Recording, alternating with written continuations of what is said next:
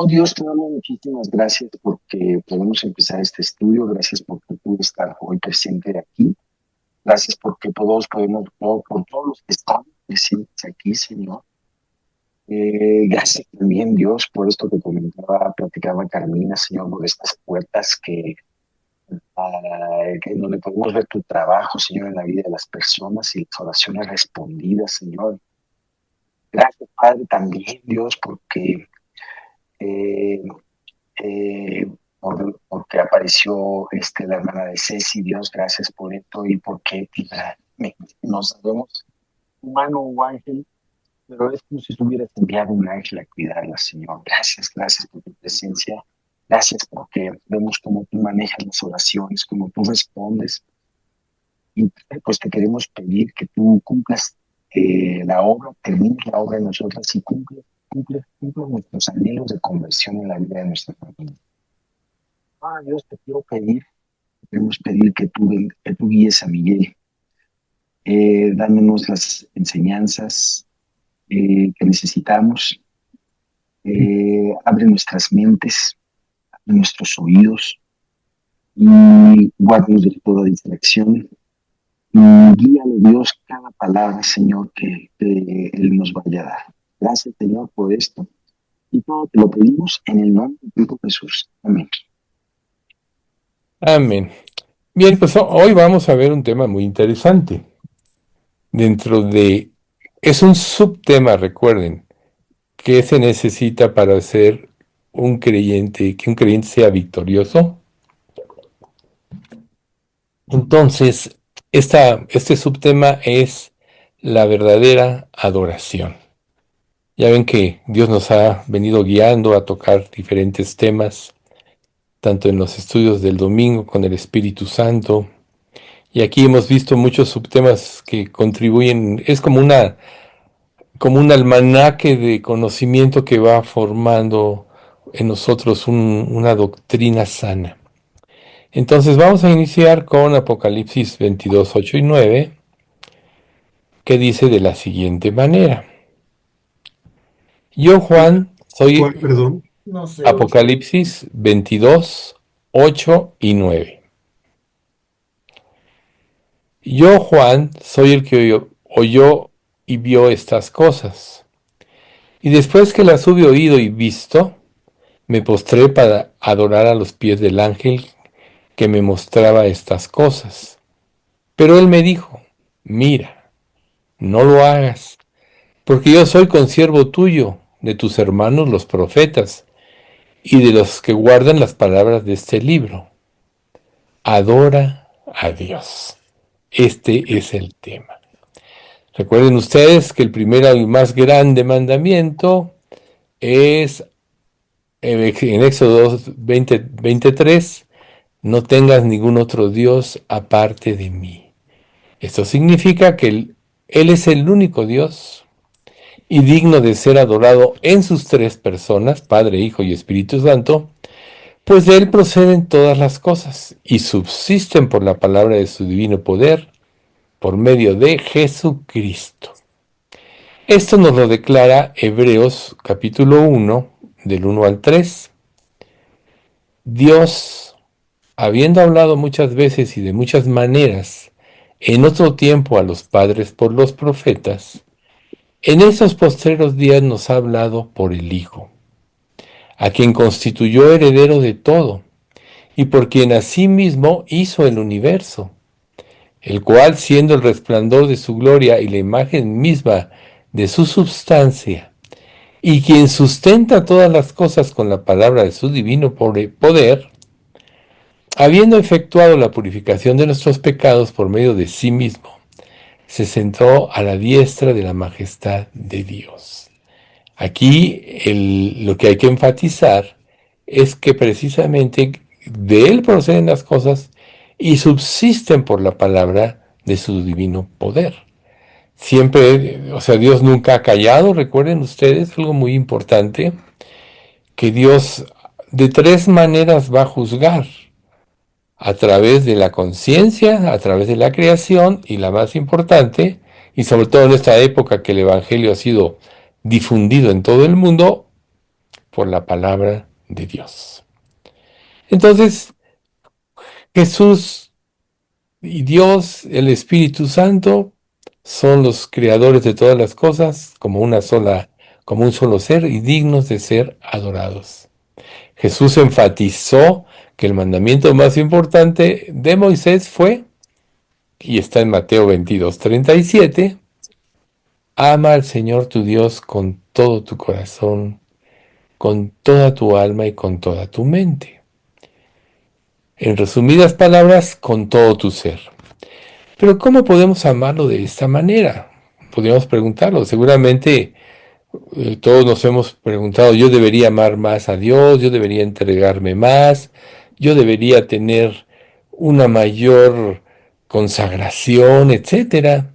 Y nosotros nos encontramos con que, pues siendo carne, somos débiles, tenemos, muchas veces tenemos el doble ánimo, podemos reaccionar de acuerdo a cómo nos va, si nos va bien, pensamos que somos bendecidos, pero si entramos en pruebas que Dios nos está castigando, y cuando estás en pruebas, dar gracias por todo, a veces se torna difícil. Pero lo más importante es que si nosotros nos compenetramos en el conocimiento de Dios y pasamos más tiempo con Él, y me refiero a que Él esté presente en nuestra mente, nos va a ser más familiar cada día y más vamos a ver su grandeza y su poder. Aquí, al final de la Biblia, se reitera esta verdad cuando el ángel instruye a Juan. Vamos a ver Apocalipsis 22:9 que dice, pero él me dijo, no lo hagas, porque yo soy consiervo tuyo de tus hermanos los profetas y de los que guardan las palabras de este libro. Adora a Dios. ¿Ves? Adora a Dios. Entonces, ¿qué propicia o qué hace la adoración en nuestra vida? En primer lugar, quita nuestra mente de los problemas y la centra en Dios. A veces los problemas nos ahogan, a veces nos quitan el sueño, nos llevan a una situación de incertidumbre. Pero si nosotros nos preguntamos, ¿quién no tiene problemas? La misma palabra dice que estas mismas cosas suceden en nuestros hermanos en todo el mundo. Quiere decir que todo hijo de Dios, a través de la vida que lleva en este mundo, desde que es llamado y es convertido en hijo de Dios, va a tener que enfrentar diferentes tipos de problemas y quizás se acrecenten, porque desde el momento que le dejas de pertenecer al diablo y le pertenece a Dios, empieza una lucha espiritual a muerte. Recuerden lo que dice Efesios 6:12.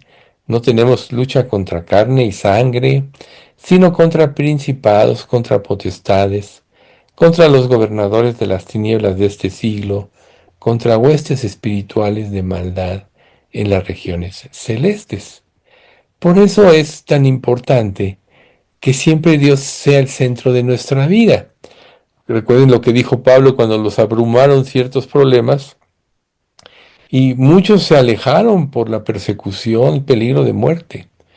Pero ¿qué dijo Pablo? Me propuse no saber otra cosa que Jesucristo y a este crucificado.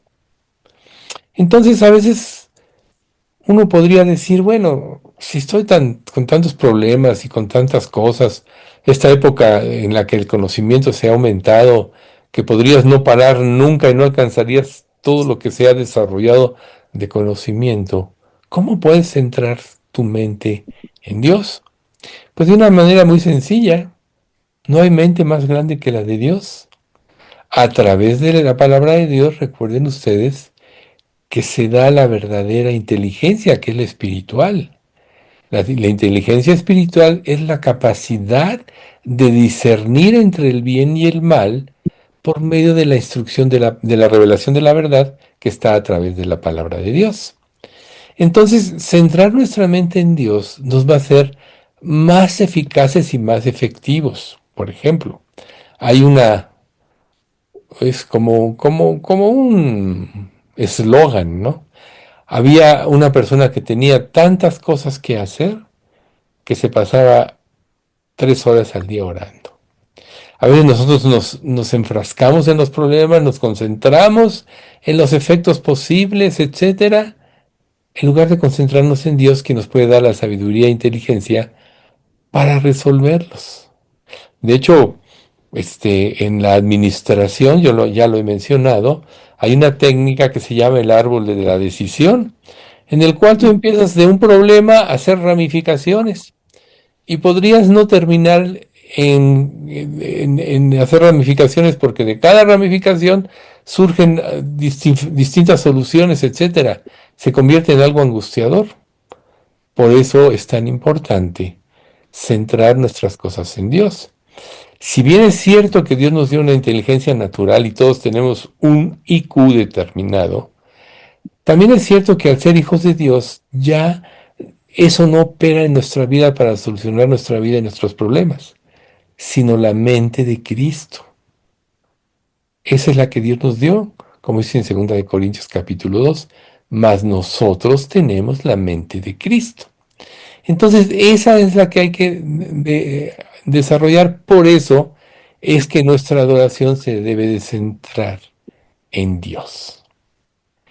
La adoración también nos lleva de la meditación individual a una adoración colectiva. ¿Qué quiere decir esto? Que nosotros generalmente somos individualistas, naturalmente. Pero ¿qué pasa cuando todos nos unimos en una misma mente y en un mismo parecer? Lo que aparece es la voluntad de Dios y la obra de Dios. Y claro, aquí estamos hablando de creyentes.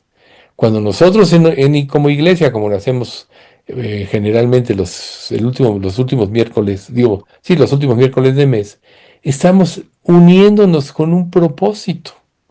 Nosotros no sabemos los alcances de lo que pedimos o cómo Dios está respondiendo. Pero recuerden ustedes que cuando duden, una de las cuestiones importantes para salir de la duda, en primer lugar, es recordar todas las bendiciones que hemos recibido en el pasado, cómo Dios nos ha sacado de tantos problemas. También meditar cómo Dios ha ayudado a nuestros hermanos en Cristo en muchas cosas. Y esto va a hacer que quitemos la mirada de, del problema y vayamos a Dios. Entonces, la meditación siempre nos debe llevar a unirnos en un mismo propósito y en un mismo parecer. La Biblia nos da un ejemplo de los grandes predicadores de la antigüedad. Yo soy de Pablo, yo de Apolo, yo de Cefas. Por ejemplo, en Corintio los griegos eran hábiles oradores. Por eso llegaron a menospreciar a Pablo, que era torpe de lengua, como Moisés, por ejemplo, ¿no? Pero Pablo tenía doctrina, tenía la sabiduría de Dios, y todos estos solo eran palabreros, ¿no? Entonces, siempre nosotros tendemos a quitar los ojos de Cristo, pero cuando nos centramos en Cristo, en lugar de desarrollar preferencias personales, mundanas, nos centramos en Dios, ya que un buen mensaje, algo que nos llega al corazón, solo lo puede producir el Espíritu Santo. Solo el Espíritu Santo nos puede revelar. Y en esto consiste la adoración colectiva. En un corazón dispuesto a oír la palabra de Dios y que seamos edificados. Y hay una influencia.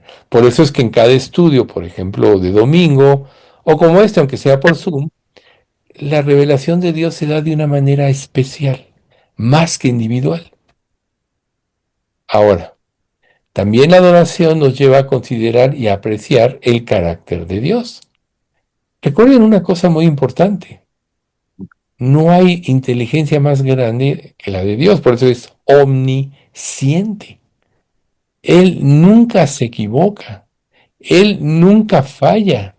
Tan grande es su inteligencia que todas las cosas, como dice Hebreos 2:3, 4:3, estaban terminadas desde la fundación del mundo. Así de grande es. Por tanto, es que lo que nosotros vivimos en esta época, Dios lo planeó.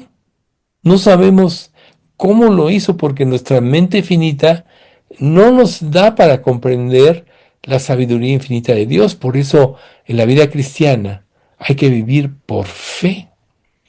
Pero como estuvimos estudiando muchos años, los atributos de Dios, nosotros debemos de saber que Él es perfecto en cada atributo. Por eso es tan importante considerar y apreciar el carácter de Dios, porque eso nos va a dar confianza en tomar las verdaderas decisiones. Otro aspecto es que la verdadera adoración eleva nuestra perspectiva terrenal hacia una perspectiva celestial. Hace que quitemos los ojos de lo perecedero y hace que lo pongamos en lo eterno. Recuerden lo que decía Pedro, que todos los elementos al fuego serán quemados y la tierra y las obras que en ella hay serán deshechas. ¿Ven ustedes?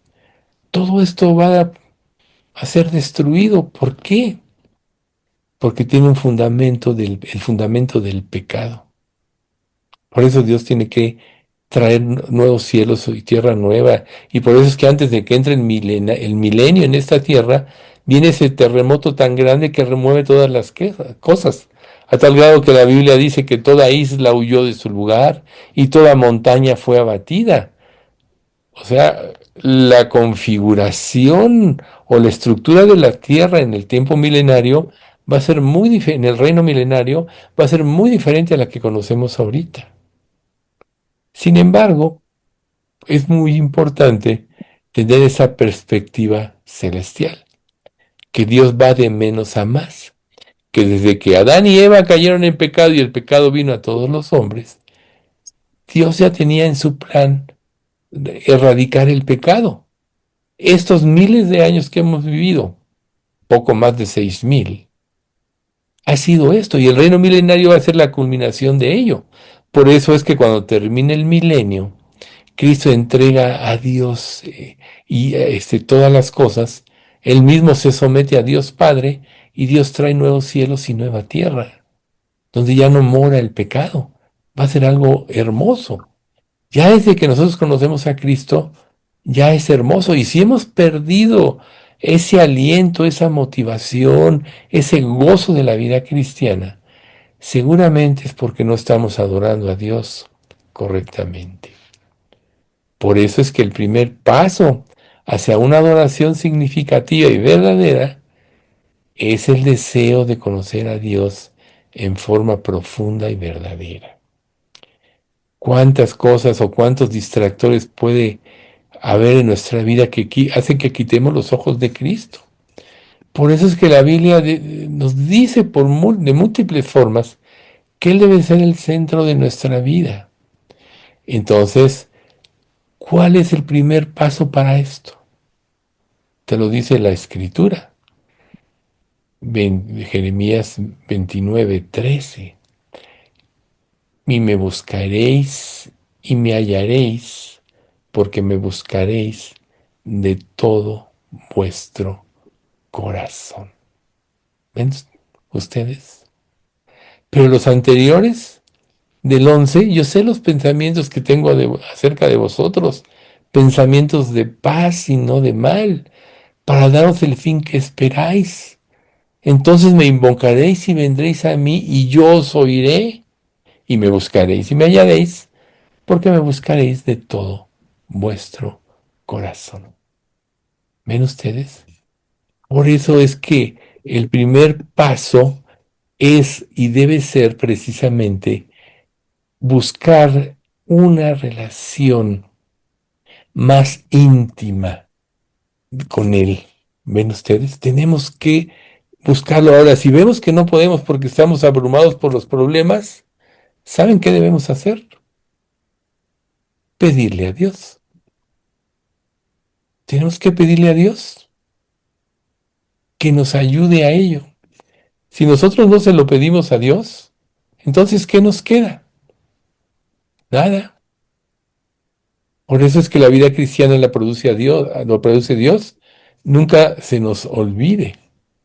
Por lo que si nosotros tenemos fe en Él, la Santa Biblia promete que Él se revelará a nosotros.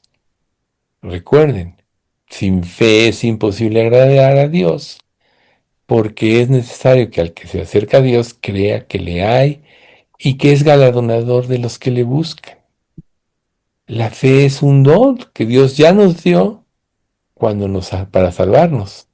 Ahora la fe es algo que tenemos que desarrollar y esta se da por buscar a Dios en forma más profunda y verdadera, conociendo más su carácter, pasando más tiempo con Él.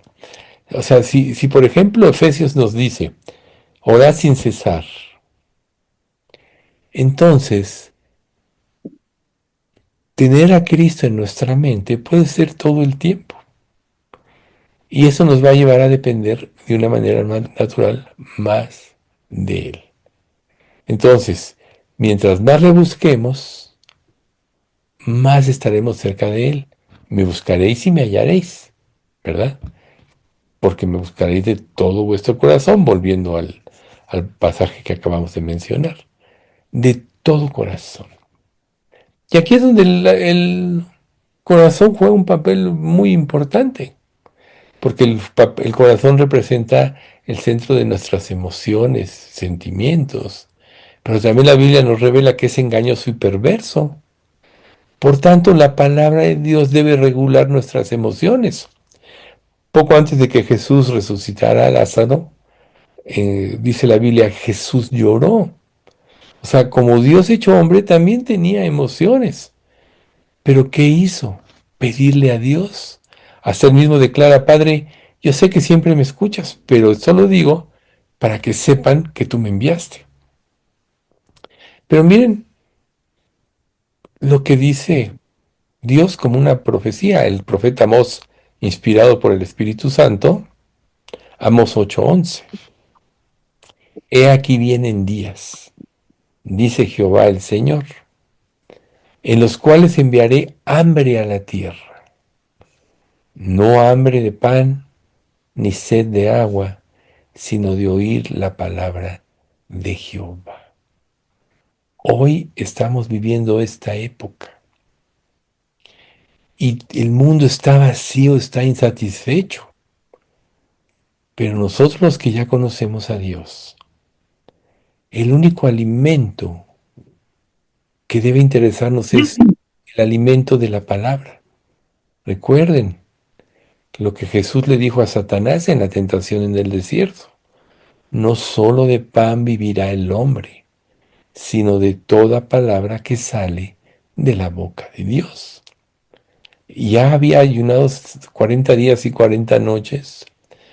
Su cuerpo estaba debilitado, su cuerpo mortal, pero lo alimentaba la palabra de Dios.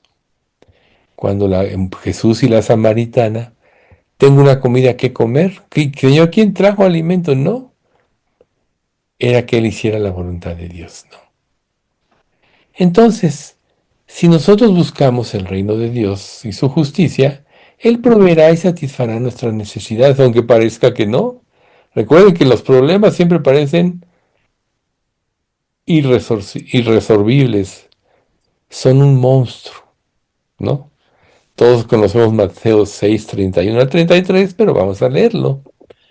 No os afanéis pues diciendo qué comeremos, o qué beberemos, o qué vestiremos, porque los gentiles buscan todas estas cosas, pero vuestro Padre Celestial sabe que tenéis necesidad de todas estas cosas. Mas buscad primeramente el reino de Dios y su justicia, y todas estas cosas os vendrán, os serán añadidas. Buscad primero. Si lo creyéramos, nos quitaríamos de muchas preocupaciones. Pero todavía Dios te lo enfatiza en otro pasaje. Filipenses 4:19, que dice, mi Dios pues suplirá todo lo que os falte conforme a sus riquezas en gloria en Cristo. Jesús. ¿Ven ustedes? Dios es el primero, Él es el dueño de todo. Acuérdense en el pasaje de Eliseo, cuando van a construir una cabaña más grande porque le dicen, es que donde habitamos es pequeño y queremos construir. Y a uno se le cae el hacha en un río. Señor, le dice, era prestada. ¿Y qué le dice Eliseo? ¿Dónde cayó? No, aquí cayó. Echó una madera al agua y el hacha flotó. Y la recogieron. Cosas así no puede hacer Dios. Él es dueño de todo. Jesús alimentó a los 5,000, alimentó a los 4,000, ¿verdad? Y recuerden, sin contar mujeres y niños, era una multitud de gente. Pero ¿qué dice él? ¿Qué dijo él después? Buscad, no, buscadme no por la comida que perece, sino por la comida que a vida eterna permanece, la cual el Hijo de Hombre os dará. Pero todo eso sucede o está fundamentado en una verdadera adoración. Entonces la pregunta que quizás deberías hacerte es esta. ¿Te gustaría que tu adoración fuera completamente transformada? Yo sé que todos podemos responder que sí, ¿verdad? Porque eso deseamos como hijos de Dios. Entonces hay algo que tenemos que hacer. Destruir todo ídolo en nuestra vida que se pueda interponer entre nosotros y Dios. El ídolo, recuerden, es un sustituto de Dios. Primera de Juan 5, 20 y 21 dice, pero sabemos que el Hijo de Dios ha venido y nos ha dado entendimiento para conocer al que es verdadero. Y estamos en el verdadero, en su Hijo Jesucristo. Ese es el verdadero Dios y la vida eterna. Y concluye, hijitos, guardaos de los ídolos. Amén. Este es el final de la carta de Juan. Lo concluye con eso como algo muy importante. Guardaos de los ídolos. Y aunque mucho hemos hablado de los ídolos, podríamos definir que un ídolo es cualquier cosa que pueda, a la que le demos nuestra lealtad y que sustituya a Dios como el centro de nuestra vida. ¿A quién estás dando tu lealtad? ¿A Dios, a su palabra o a otras cosas? Por lo que también Dios nos dice en el contexto de su palabra que tenemos que separarnos de este mundo, porque esto nos conlleva a mantenernos alejados de las prácticas, a mantenernos alejados de Dios por medio de las prácticas pecaminosas. Pero Dios quiere que si nos separamos del mundo, vamos automáticamente a acercarnos más a Dios. Él quiere que tengamos diversiones mundanas, pero no nos priva de todo, sino de todo aquello que pueda robarnos nuestro tiempo con Dios. Dios quiere que nos concentremos en Él. Y para esto nos da precisamente el hecho de que acudamos a Él en nuestras divinidades. Miren lo que dice Primera de Juan, capítulo 2 del uno bueno, perdón, ese ya lo dijimos. Ah, no, no lo hemos dicho, ¿no? 2:15 al 17. También lo conocemos, la mayoría. No améis al mundo ni las cosas que están en el mundo. Si alguno ama al mundo, el amor del Padre no está en él, porque todo lo que hay en el mundo, los deseos de la carne, los deseos de los ojos y la vanagloria de la vida no proceden del Padre, sino del mundo. Y el mundo pasa y sus deseos, pero el que hace la voluntad de Dios permanece para siempre. Entonces, el mundo está en oposición a Dios. En la medida que nos sumerjamos en las filosofías del mundo, naturalmente nos vamos a alejar de Dios. Ahora tú dirás, pero vivimos en este mundo.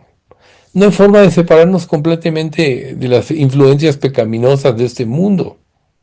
Sí, es verdad.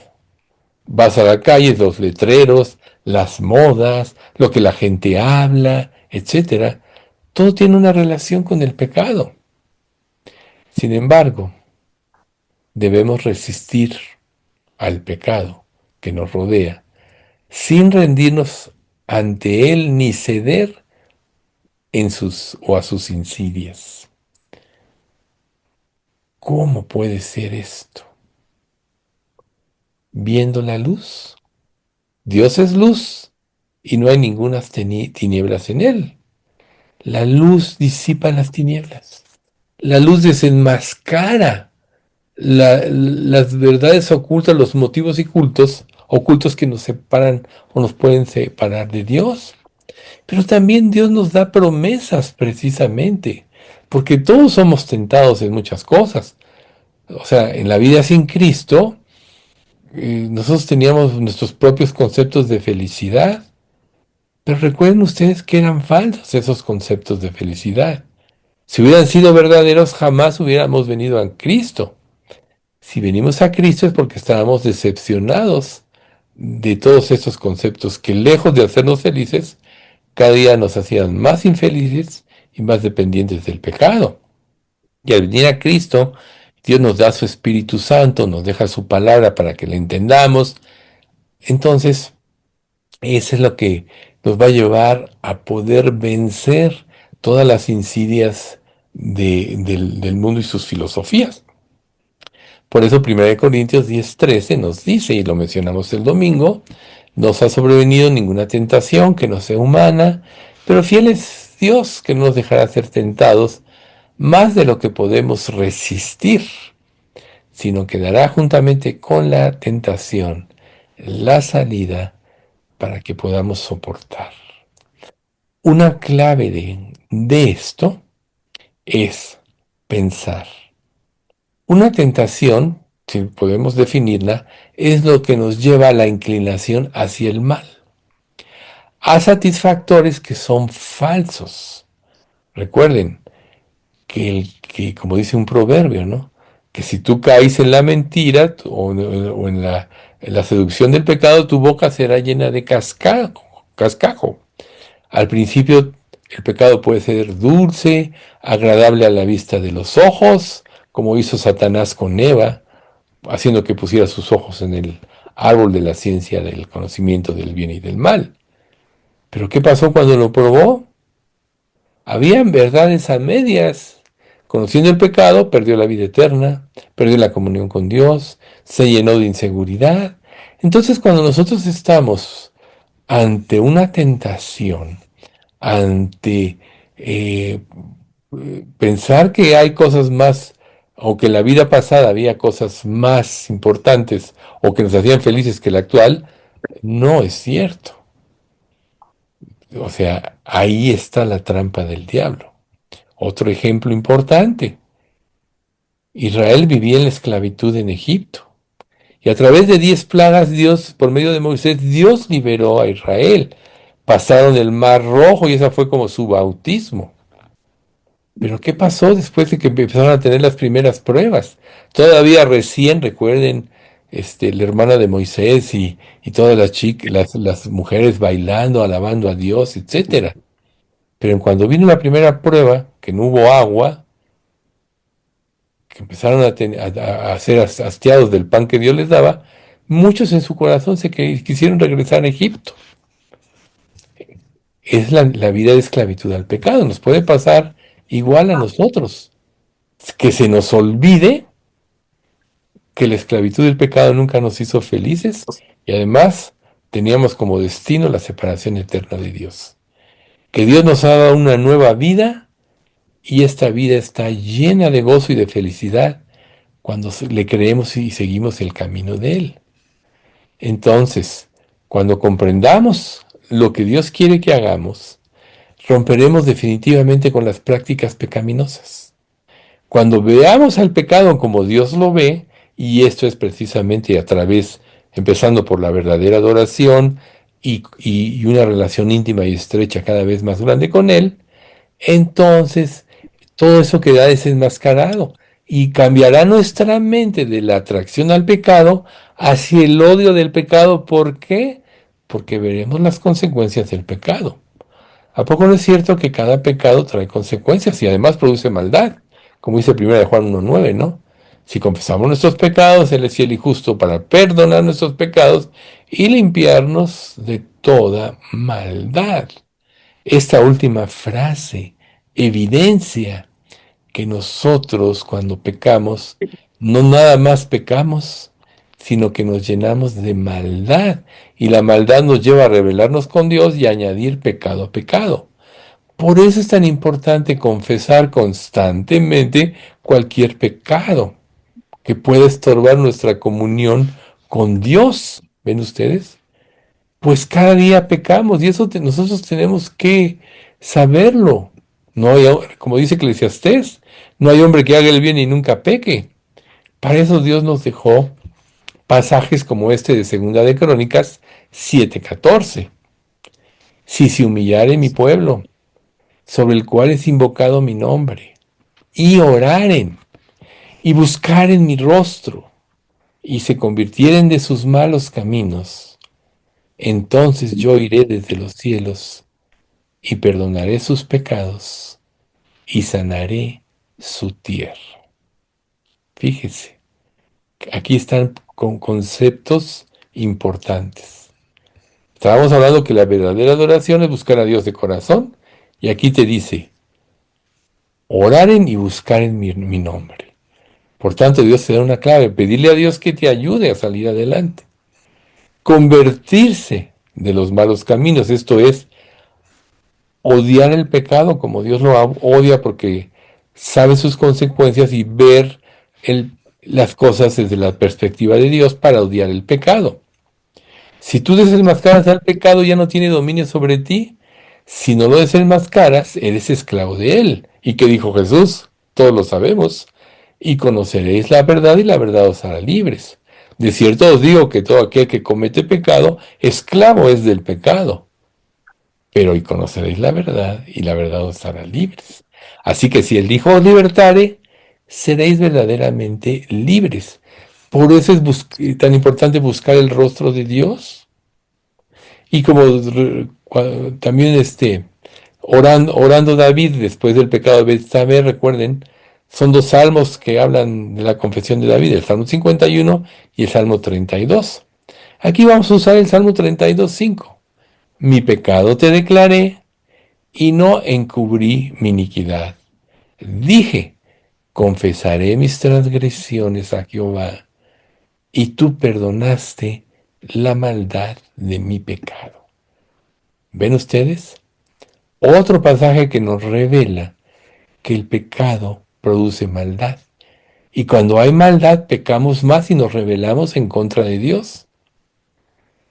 Por eso es que nosotros tenemos que tener presente que el pecado habitual endurece el corazón de la persona que lo comete y hace que sea difícil arrepentirse. Por eso es tan difícil arrepentirse. Seguido mencionamos del Salmo 19, ¿no? ¿Quién podrá entender sus propios errores? Líbrame de los que me son ocultos. ¿Ven ustedes? Pero cuando el pecado endurece nuestro corazón, Dios manda una exhortación a través de Oseas, capítulo 5, versículo 4. No piensan en convertirse a su Dios, porque espíritu de fornicación está en medio de ellos y no conocen a Jehová. Obviamente él habla de Israel. Recuerden que Israel representa la naturaleza humana, la naturaleza del hombre sin Dios, porque a pesar de todos los beneficios que Dios le dio a él, siempre fueron rebeldes y contradictores. Hoy, por hoy, siguen sufriendo las consecuencias de haber rechazado a su Mesías. Aunque ellos lo esperan, como va a revelarse en la segunda medida, todo lo que estaba escondido entre la semana 69 y la 70. En la 69 se le quita la vida al Mesías y la 70 es el periodo de la iglesia. Ellos rechazaron a Dios y Dios le dio la salvación a nosotros los gentiles y formó la iglesia. Nunca vieron los judíos, ni lo ven, que este periodo que no ha habido profeta ni templo, que fue destruido en el año 70 desde la era de Cristo, o sea, 37 años después de que Cristo murió, nunca se imaginaron este periodo de la iglesia donde para ellos siguen esperando a su Mesías. Y claro, pues el tiempo está cerca, ya volvieron a constituirse como nación. O sea, ya la higuera ya reverdeció. Cuando la higuera reverdezca, sabes que el verano está cerca, a las puertas. De cierto os digo que no pasará esta generación antes que todo esto acontezca. Y como yo les he comentado, yo tengo oportunidad de hablar con muchos judíos y Dios me ha abierto puertas maravillosas. Hoy precisamente estaba hablando con uno que tuvo una operación de los ojos muy delicada, que estuvo meses sin mover algo de la córnea, sin mover los ojos boca abajo, algo muy duro. Y me estaba diciendo que vivió un psicólogo porque se deprimió mucho y todo eso. Y yo le dije, oye, ¿y por qué no empiezas a leer tu Torah? La palabra de Dios nos da aliento y nos lleva a eso y te permite poner tu esperanza en Dios. Porque así es como uno debe empezar a sembrar con un judío. Como decía yo hace rato de Pablo, hay que tomarlos por el lado que ellos creen. ¿Ves tú? Y luego Dios te abre puertas diferentes. Me dice, sí, ¿verdad? No, dice yo todas las mañanas le pido a Dios que guíe mi vida y todo. ¿Cuántos de nosotros no hemos oído eso? Cuando le dices, busca a Dios, ¿no? Pero bueno, aquí vemos lo extraviado que están, porque espíritu de fornicación, como dice Oseas, está en medio de ellos. Y cuando nosotros somos rebeldes y no queremos arrepentirnos de algún pecado, por supuesto que estamos teniendo este espíritu de fornicación. ¿Ven ustedes? Por eso dice, no os embriagáis con vino, en lo cual hay disolución, antes bien sed llenos del Espíritu Santo. Eso es lo que nosotros tenemos que hacer. Y si, pero para poder vivir llenos del Espíritu Santo tenemos que adorar a Dios correctamente. Por eso el título de este estudio es la verdadera adoración. Pero Dios nos da una solución. La palabra está llena de soluciones y de principios. Vamos a leer primera de Juan 2, 1 y 2. Hijitos míos, estas cosas os escribo para que no pequéis. Y si alguno hubiere pecado, abogado tenemos para con el Padre, a Jesucristo el justo. Y Él es la propiciación por nuestros pecados. Y no solamente por los nuestros, sino también por los de todo el mundo. ¿Ven? Si alguno hubiere pecado, abogado tenemos para con el Padre. Si tú ya eres hijo de Dios y ya tienes el Espíritu Santo, solo tienes que invocar su nombre y pedirle perdón para que Él te limpie de maldad. Quisiera hacer una aclaración. Últimamente, en esta última época, en todos los discursos de todos lados dicen, sí, hermanos, hermanas, varones, etcétera, ¿no? Cuando hay una situación en la gramática masculina y tú dices, en masculino se incluye a las mujeres también. Esta situación de hermanos o hermanas, o sea, no es que sea malo, pero gramaticalmente, como que tú digas, de todos los hombres incluye a hombres y mujeres. Solo quería hacer esa aclaración gramatical, para que nadie se haya ofender si algún día no digo creyentes y creyentes y creyentas, ¿no? No. Bueno, volvemos al punto. Desobedecer a Dios también puede cauterizar nuestra conciencia. Ya lo sabemos. O sea, ¿qué significa una conciencia cauterizada?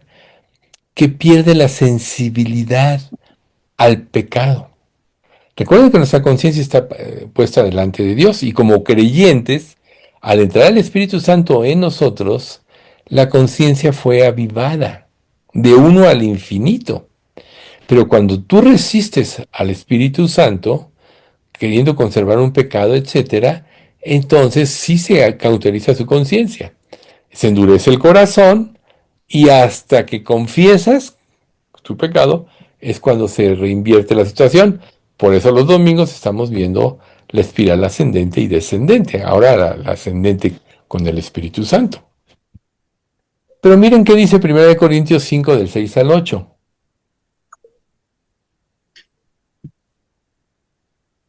No es buena vuestra jactancia. ¿No sabéis que un poco de levadura leuda toda la masa? Limpiaos pues de la vieja levadura para que seáis nueva masa, sin levadura como sois, porque nuestra Pascua, que es Cristo, ya fue crucificado, ya fue sacrificada por nosotros. Así que celebremos la fiesta, no con la vieja levadura, ni con la levadura de malicia y de maldad, sino con panes sin levadura, de sinceridad y de verdad. Aquí nos da algunas claves. Sabemos que la levadura leuda a toda la masa. Por tanto, un solo pecado sin confesar, sin arrepentirse, contamina todo nuestro ser. Por eso Dios quiere que nos quitemos de la vieja levadura. Por eso es que cuando era la Pascua, Dios decía que no se halle levadura, porque significaba la maldad. ¿Ven? Pero ya nosotros, Cristo nos limpió y somos esa nueva levadura. Somos nueva masa. Y la clave de tener una relación con Dios es panes de levadura de sinceridad y de verdad. Ser honestos con Dios.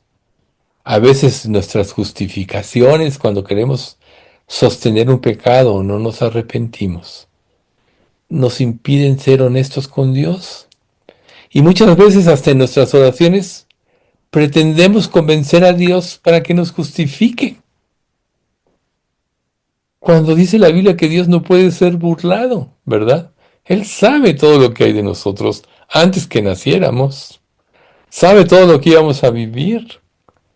Qué absurdo es presentarse delante de Dios tratando de convencerlos de que apoye tu pecado, tu egoísmo, tu justificación o cualquier cosa que esté fuera de la limpieza y de la santidad de Dios. ¿Ven ustedes? Esto nos impide la verdadera adoración. El corazón endurecido nos lleva a racionalizar el pecado, lo cual minará la convicción que lleva al arrepentimiento. ¿Cuántas veces no somos confrontados en algo y estamos luchando por justificar cuando lo más fácil es decir, sí pequé, perdóname, ¿verdad? Eso es lo más fácil. Es la recta entre dos puntos. La justificación es tomar los caminos que solo complican nuestra vida. Porque al racionalizar nuestro pecado, en la persona se distorsiona la imagen de Dios en sí misma y nos lleva a la confusión. Lo que siempre hemos dicho como la mente invertida, ¿verdad? Vemos al revés. Por eso amamos el pecado. Si viéramos correctamente amaríamos la santidad, pero yo espero que ya como hijos de Dios amemos la santidad. Y en todos aquellos rezagos de nuestro antiguo ser que luchan contra nosotros, el deseo de nuestra carne es contra el espíritu y el del espíritu contra la carne, y estos dos se oponen entre sí para que no hagáis lo que quisierais, que nosotros vivamos por el espíritu, para que no entremos en confusión. Porque además hay consecuencias adicionales, no nada más de nuestra persona, sino de los que nos rodean, y a veces a través de un pecado dañamos a quienes menos quisiéramos. El pecado hiere a otros por quienes Cristo también murió. ¿Ves tú? Es tremendo el pecado. Entonces, cuando te veas en esa tentación, solo ve las consecuencias. Acuérdate de David con Betsabé. Un momento de debilidad. Debió haber ido a la guerra y se quedó en su castillo, mirando por la terraza de su palacio, ve a una mujer bañarse. Manda decir, como rey pudo haberla tomado, tenían muchas esposas. Pero ¿quién era él, esposa de Urías, el eteo? Uno de sus 30 valientes. Pudo haber parado ahí, pero siguió, siguió, la tomó. El hijo que surge de ahí muere. Su hijo Absalón se rebela. El otro, Amnón viola a Tamar. Todo ese tipo de cosas. Si él hubiera sabido, se hubiera refrenado. Entonces, cuando tú te veas en la tentación de sostener un pecado en tu vida, acuérdate de David. A veces nosotros el pecado nos engaña y cínicamente pensamos que nadie se va a dar cuenta. Pero lo primero que afecta, como acabamos de ver, es nuestro ser. Y luego afecta a los demás. Un esposo que engaña a una esposa, la esposa es el primer efecto del pecado, porque cambia su actitud hacia ella y la escarnece, la menosprecia y pasan muchas cosas así, horribles. Pero en la iglesia, Cristo es el esposo que nos va a desposar como una virgen pura y sin mancha. Cuando tú pecas, estás cometiendo adulterio espiritual. Estás dañando, en un sentido, más por ti, aquel que murió por ti en la cruz. Por eso es que la verdadera adoración te lleva a purificarte de todas estas cosas. No permitamos que el pecado endurezca nuestro corazón. Santiago nos revela también el proceso del pecado. Santiago 1 del 12 al 16. Bienaventurado el varón que soporta la tentación, porque cuando haya resistido la prueba recibirá la corona de vida que Dios ha prometido a los que le aman. Cuando alguno es tentado, no piense, no diga que es tentado de parte de Dios, porque Dios no puede ser tentado por el mal, ni él tienta a nadie, sino que cada uno es tentado cuando de su propia concupiscencia es atraído y seducido. Entonces la concupiscencia, después que ha concebido, da luz al pecado, y el pecado, siendo consumado, da a luz la muerte. Concluye, amados hermanos, no erréis. Alejémonos del pecado lo más que podamos hasta que cambiemos nuestra mente por medio de aquellas tentaciones que nos llevan a rebelarnos en contra de Dios, por medio de un sincero arrepentimiento, para poder aspirar a la verdadera adoración. El verdadero arrepentimiento, recuerden, cambia nuestra manera egoísta de pensar, darse la vuelta, cambiar nuestras malas actitudes, etc. Luego pidámosle a Dios que provoque un despertar espiritual en nuestro corazón. Cuando perdemos el gozo del Señor o la vida cristiana se vuelve cotidiana en nuestra vida, es porque de alguna manera estamos aturdidos por falta de fe, porque no adoramos a Dios correctamente. Dios quiere que producir este despertar para que nos dé una sed insaciable de conocerlo más profundamente.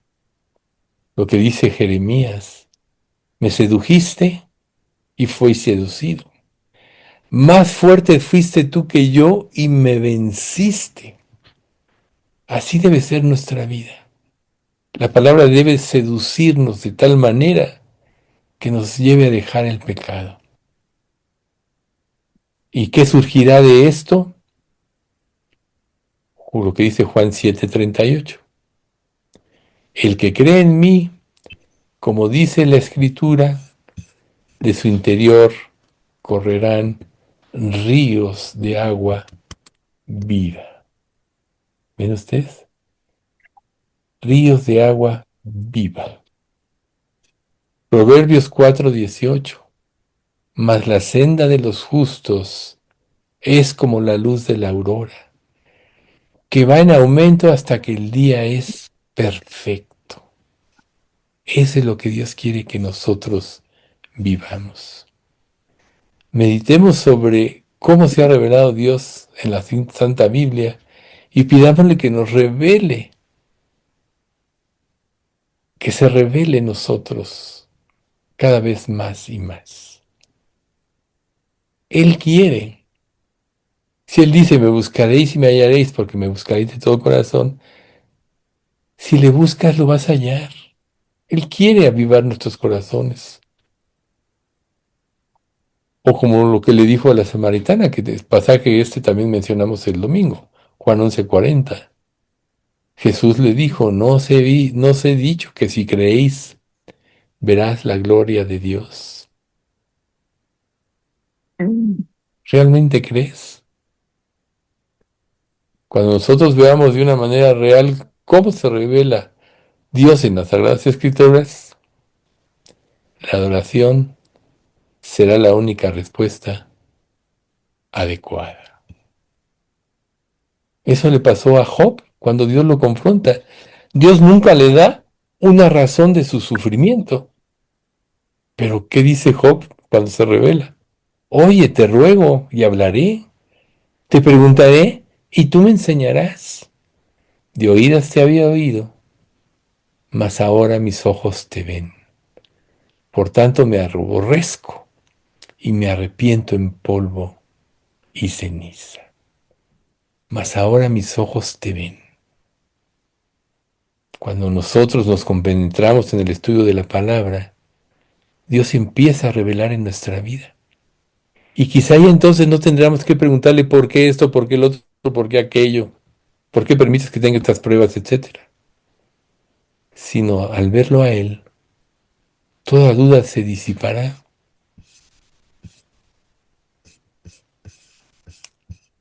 Vamos a ver Juan capítulo 4, 10, 13, 14 y 24. Esa es la historia de Jesús y la samaritana. Respondió Jesús y le dijo, si conocieras el don de Dios y quién es el que te dice, dame de beber, tú le pedirías y él te daría agua viva. Ahí está, el agua viva. 13. Respondió Jesús y le dijo, cualquiera que bebiere de esa agua volverá a tener sed, el mundo de pecado. 14. Mas el que bebiere del agua de que yo le daré, no tendrá sed jamás, sino que el agua que yo le daré será en él una fuente de agua que salte para vida eterna. ¿Ves? Y el 24. Dios es espíritu y los que le adoran, en espíritu y en verdad es necesario que adoren. Entonces, el pecado, este mundo nos impide la falsa adoración y nos lleva a tener más sed, más vacíos, más insatisfechos. Pero el que bebiere del agua que Dios daré, que es Cristo, que es Dios, su palabra, no tendrá sed.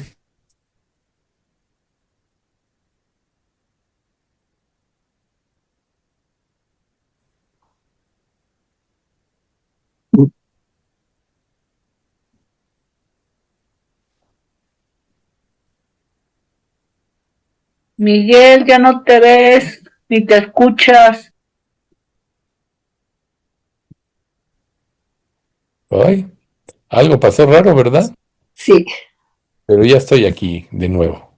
Un vacío que nadie Te quedaste puede congelado. llenar. Jeremías 2:13.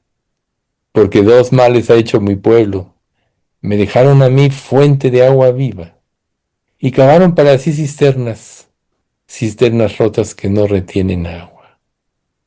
La única manera para concluir de contrarrestar esto es como lo hizo Jesús cuando la tentación en el desierto. Y le dijo el diablo, Lucas 4, del 6 al 8, y le dijo el diablo, a ti te daré toda esta potestad y la gloria de ellos, los reinos que le había ofrecido, porque a mí me ha sido entregada, y a quien quiero la doy, si tú postrado me adorares. Todos serán tuyos. Eso es lo que te ofrece el diablo. Pero ve la historia de Judas. Respondiendo Jesús le dijo, vete de mí, Satanás, porque escrito está, al Señor tu Dios adorarás y a Él solo servirás. La verdadera adoración. Vamos a dar gracias. Padre, cuántas gracias te damos por este estudio, por esta luz que nos das tan amplia, de cómo podemos adorarte verdaderamente. Sabemos que somos carne, que somos débiles, que somos frágiles, pero te pedimos, Padre, que tú vayas depurando cada día más y más nuestra vida de maldad y de cualquier ídolo que se oponga, que hagamos tu voluntad, que se interponga entre tú y nosotros. Llénanos de tu Santo Espíritu, Señor, como iglesia. Bendícenos ampliamente y no permitas que nada nos separe de ti. Enséñanos, Padre, a adorarte como tú lo mereces, porque, pues eres el único que merece la gloria, la honra, el imperio y el poder por los siglos de los siglos. Así que nos ponemos en tus manos y te damos gracias porque pudo hallarse la hermana de Ceci. Te damos gracias, Padre, porque tú estás al control de la vida de cada uno en nuestra iglesia y porque nos estás llevando a una vida más alta. Haz que veamos todas las pruebas que pasamos y vivimos como una catapulta que nos lleve más cerca de ti y que nos inspire más a vivir en tu palabra para honrarte a ti como lo mereces. Bendice a nuestra iglesia ampliamente, Señor, y todo esto te lo pedimos en nombre de Cristo Jesús. Amén.